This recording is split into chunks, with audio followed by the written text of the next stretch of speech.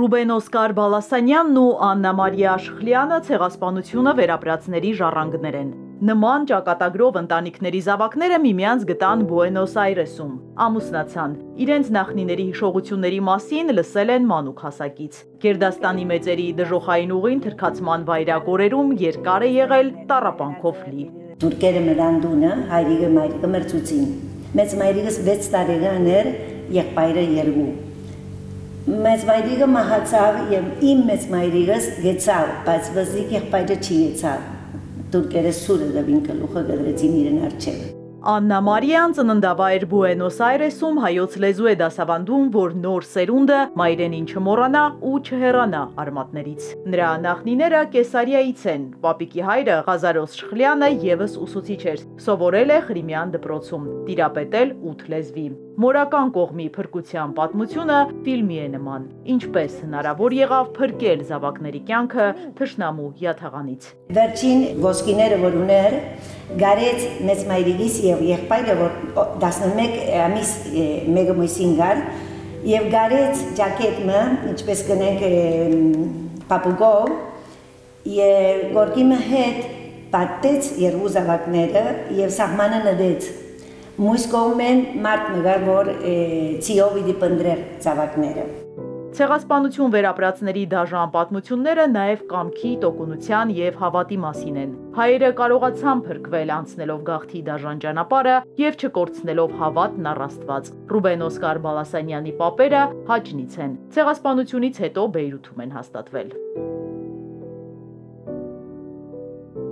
Երբ որ արդյունքները իմ մեծ մայրիկիս դեմքը գուկային գսեի ալմի բատմեր, որովհետև գսկսեր բատմել իր կյանքը հաջենի մեջ շատ սիրուն ծև, բայց ճանապարհը դեպի ցեղասպանության ժամանակը գտա։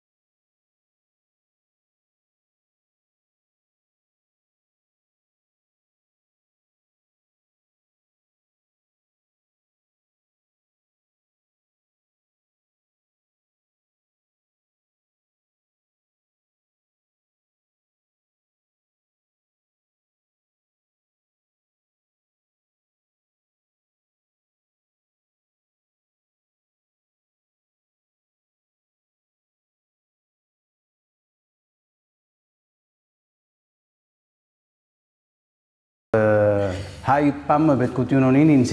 ցույց կուղան։ Գործս լրացա, բայց գմնամ ինչ պետքություն ունիս։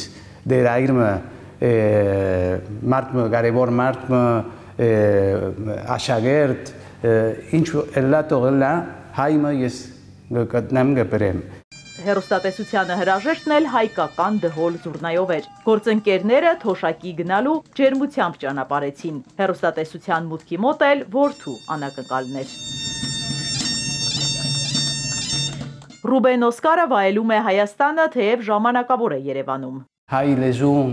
գխոսին մեկը մույսը գանցնիմ մեջտեղեն եւ ինչ աղոր բան է ինձ համար, որովհետեւ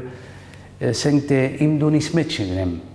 Հարցին հնարավոր է դուք էլ Հայաստանում վերջնական հաստատվեք, Բալասանյանը պատասխանում է. մեր կյանքն այնտեղ է, Արգենտինայում, կինը հավելում է, Աստված գիտի։